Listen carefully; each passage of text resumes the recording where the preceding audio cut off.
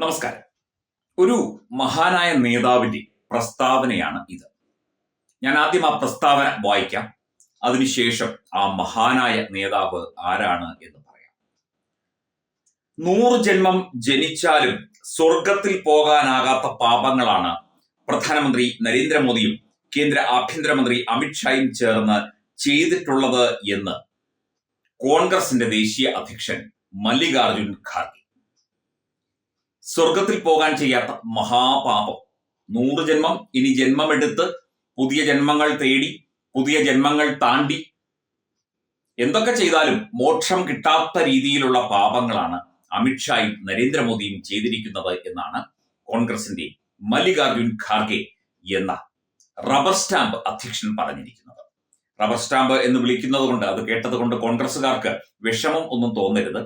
വെറുതെ ഒരാളെ അധ്യക്ഷനാക്കി വച്ചിരിക്കുന്നു എന്നുള്ളതല്ലാതെ നിങ്ങളുടെ സോണിയാജിയും രാഹുൽജിയും പ്രിയങ്കാജിയും ഒക്കെയാണ് കാര്യങ്ങൾ നോക്കി നടത്തുന്നത്. അതാണ് പാർട്ടി ഈ ഒരു അവസ്ഥയിൽ എത്തിയത് എന്നുള്ള കാര്യം എല്ലാവർക്കും, അരിയാഹാരം കഴിക്കുന്ന, ഗോതമ്പാഹാരം കഴിക്കുന്ന, എന്തിന് കൊച്ചു കുഞ്ഞുങ്ങൾക്ക് പോലും കാര്യങ്ങൾ മനസ്സിലായിട്ടുണ്ട് എന്നത് സത്യം.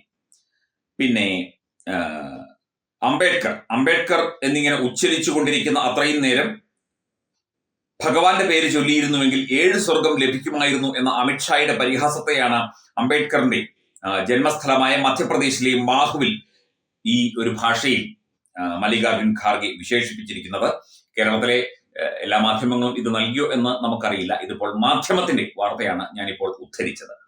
7 ജന്മം പോയിട്ട് 100 ജന്മം ജനിച്ചാലും പൊറുക്കാത്ത പാപങ്ങൾ ചെയ്തവരാണ് മോദിയും അമിത്ഷായും എന്ന ഖാർഗെയുടെ വാക്കുകൾ റാലിക്കെത്തിയ കോൺഗ്രസിന്റെ ലക്ഷത്തോളം പ്രവർത്തകർ ഏറ്റുവിളിച്ചു. അത് മാധ്യമത്തിന്റെ വേർഷനാണ് കേട്ടോ. രാജ്യത്ത് ജീവിക്കാൻ ആഗ്രഹിക്കുന്നു എങ്കിൽ പോരാടിയേ മതിയാകൂ, എങ്കിലേ അമിത്ഷായെ പോലുള്ളവർ പുറത്താകൂ, RSSും BJPയും രാജ്യദ്രോഹികളാണ് തുടങ്ങിയ കാര്യങ്ങളാണ് നമ്മുടെ പ്രിയപ്പെട്ട മല്ലികാർജുൻ ഖാർഗെ പറഞ്ഞത്. ഖാർഗെജിയോട് ഞങ്ങൾക്കൊന്നും പറയാനില്ല, ഇന്ത്യയിലെ ജനങ്ങൾക്കൊന്നും പറയാനില്ല. കോൺഗ്രസ് എന്താണ് ഇത്രയും കാലം ചെയ്തു കൂട്ടിയത്? ഇവിടെ ഈ നരേന്ദ്രമോദിക്ക് മുൻപ് 2013 വരെ ഇവിടെ ഒരു ഭരണമുണ്ടായിരുന്നു. UPA സർക്കാർ, സോണിയാഗാന്ധി എന്ന വ്യക്തി UPA അധ്യക്ഷയായിരുന്നു. UPA അധ്യക്ഷ എന്നാൽ പ്രധാനമന്ത്രിയെക്കാളും പ്രസിഡന്റിനേക്കാളും ഒക്കെ വലിയ വിലയായിരുന്നു. അന്ന് പ്രധാനമന്ത്രിയായിരുന്ന ഡോക്ടർ മൻമോഹൻ സിംഗിനെ നിർത്തിക്കൊണ്ട് ഇവർ ഇരുന്നാണ് കാര്യങ്ങൾ ഡീൽ ചെയ്തുകൊണ്ടിരുന്നത്. വലിയ വലിയ ഏജൻസികളുമായിട്ട് എല്ലാ അഴിമതി കാര്യങ്ങളായിരുന്നു കൂടുതൽ. ഈ സ്പെക്ട്രം അഴിമതി എന്ന് പറഞ്ഞ് കോടികളാണ് വെട്ടിച്ചത്. അതൊക്കെ ഇപ്പം പല രീതിയിൽ തേച്ചു മായിച്ചൊക്കെ കളഞ്ഞു കേസും കാര്യങ്ങളും ഒക്കെ. എന്നാലും വെട്ടിച്ചത് തന്നെയാണ്. ഈ പറയുന്ന UPA അധ്യക്ഷ ഇറ്റാലിയൻ രഹസ്യാന്വേഷണ ഏജൻസിയുടെ ഏജന്റാണ് എന്ന് നേരത്തെ ചില വാദങ്ങൾ ഉണ്ടായിരുന്നു. നമ്മൾ അതിലേക്കൊന്നും പോകുന്നില്ല. പക്ഷേ കോൺഗ്രസ് എന്ന പാർട്ടി ഇന്ത്യയിൽ എന്താണ് ചെയ്തത്? ഇന്ത്യയിലെ ജനങ്ങൾക്ക് വേണ്ടി എന്താണ് ചെയ്തത്? കുറെ കടമുണ്ടാക്കി വെച്ചു, രാജ്യത്തിന്റെ വികസനത്തെ തകർത്തു എന്നുള്ളതല്ലാതെ രാജ്യത്തെ തന്നെ ഏതാണ്ട് ഇല്ലാതാക്കുന്ന മട്ടിലേക്ക് എത്തി. ചൈനയുമായി അവിശുദ്ധമായ കൂട്ടുകെട്ടിൽ പല കാര്യങ്ങളും ഇവരുടെ വലിയ മുത്തശ്ശൻ മുതൽ ഇങ്ങോട്ട് എല്ലാവരും ചെയ്തു. ഇവിടുത്തെ പല നേതാക്കളെയും ചവിട്ടി മതിച്ച് ഇല്ലാതെയാക്കി. ഇവിടുത്തെ സാധാരണക്കാരായ ജനങ്ങളെ അങ്ങോട്ടും ഇങ്ങോട്ടും തട്ടിക്കളിച്ചു.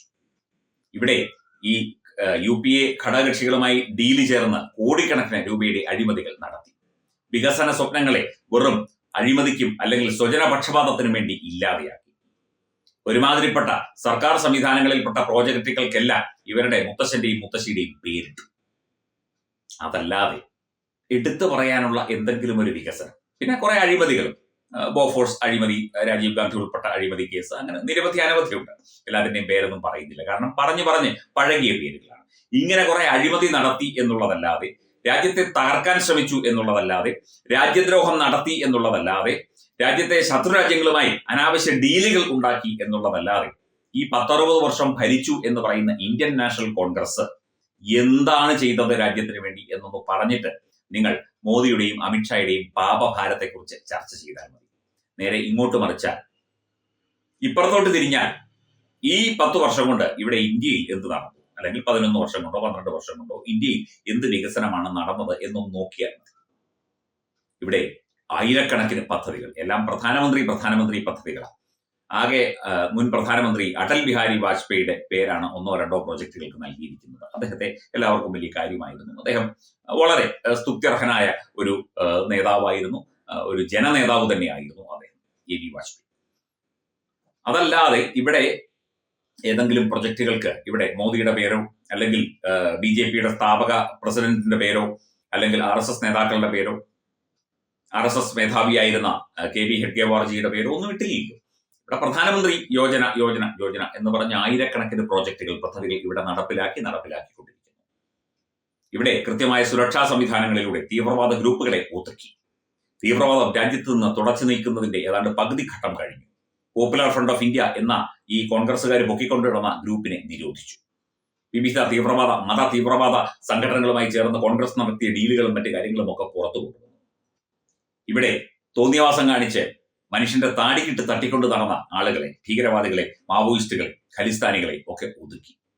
രാജ്യത്ത് ഏറ്റവും അടിത്തട്ട് മുതൽ വികസനം വരണം എന്ന് വിചാരിച്ചുകൊണ്ട് അടിത്തറ പാകിക്കൊണ്ട് അടിത്തറ മുതൽ മുകളിൽ അങ്ങ് മട്ടുപ്പാവ് വരെ വികസനത്തിന്റെ ആ വിത്തുകൾ പാകി അത് മുളപ്പിച്ച് അതിന്റെ കായ്ഫലം പ്രതീക്ഷിച്ചിരിക്കുന്ന രാജ്യമാക്കി ഇന്ത്യ എന്ന മഹാരാജ്യത്തെ മാറ്റി. ഇതൊക്കെയാണ് പാപം ചെയ്തു എന്ന് പറയുന്നത്. തലയ്ക്ക് വെളിവില്ലെങ്കിൽ എന്തും വിളിച്ചു പറയാം എന്ന അവസ്ഥയിലേക്ക് മല്ലികാർജുൻ ഖാർഗെജി എത്തിയോ എന്ന് നമുക്കറിയില്ല. അദ്ദേഹത്തിന് പ്രായമായി കഴിയുമ്പോൾ ചില രോഗാവസ്ഥകളൊക്കെ എല്ലാവർക്കും വരും. ഇന്ന് പ്രായമാകണം എന്നൊന്നുമില്ല, അല്ലാത്തവർക്കും വരാം രോഗാവസ്ഥ. രോഗം വരുന്നത് ഒരു തെറ്റൊന്നുമില്ല. പിന്നെ കോൺഗ്രസ്സുകാർ അങ്ങോട്ട് കൈയടിച്ചിട്ട് അങ്ങോട്ട് മാറി നിന്ന് ചീത്ത വിളിക്കുന്ന അവസ്ഥയിലേക്ക് കോൺഗ്രസ് എത്തി എന്നത് മറ്റൊരു കാര്യം. കൂലിക്ക് ആളെ വെച്ച് കൈയടിപ്പിക്കുന്ന പരിപാടിയും പലയിടത്തായി നടക്കുന്നു എന്ന് കേൾക്കുന്നു. അപ്പം പ്രിയങ്ക ഗാന്ധി വയനാട്ടിൽ വന്ന് കടുവ ആക്രമിച്ച് കൊലപ്പെടുത്തിയ രാധയുടെ വീട് സന്ദർശിക്കുന്നു എന്നൊക്കെ കേട്ടു. സന്ദർശിച്ചെങ്കിൽ നന്നായി.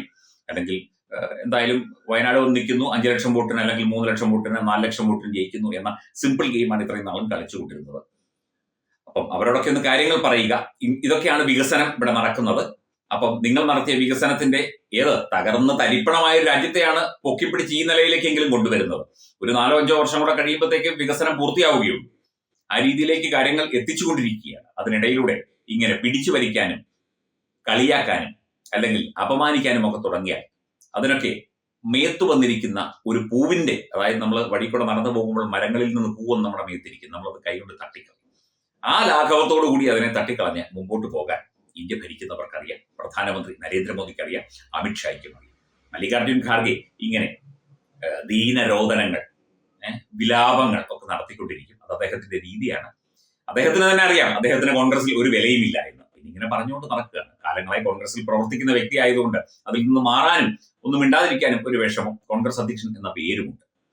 ഇനിയും പറഞ്ഞോളൂ, പാപഭാരങ്ങളും ഒക്കെ ഏറ്റുകൊള്ളാം. പിന്നെ സ്വർഗത്തിന്റെ കാര്യമൊന്നും പറയണ്ട.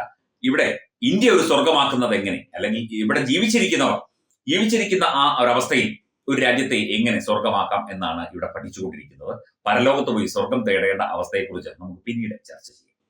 Branding partner Edubix online executive education, focus physiotherapy centre Pattom, Unnat engineering Gujarat, തീർത്ഥയാത്ര.com, iron build Gujarat.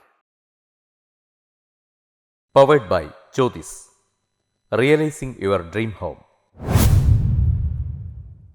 Our ongoing luxury apartments projects are Crown near Karivattam, The Square near UST Global, White Manor near Achigal Ambalatra, and Evergreens Luxury Villas near Tirumala.